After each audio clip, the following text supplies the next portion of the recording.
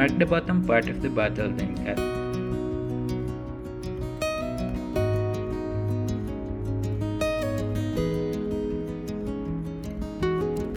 Be careful while using scissors.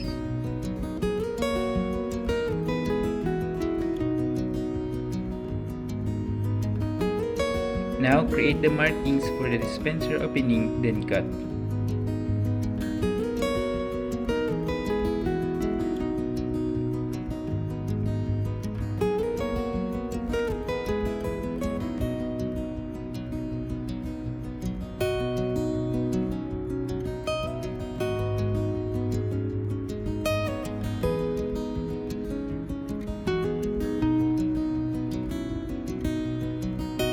Create a square hole at the back of the cup dispenser.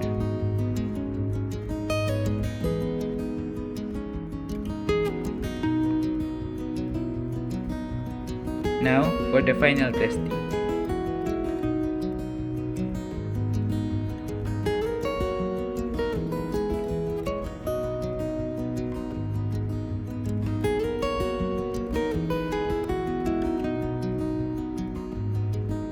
Thank you for watching.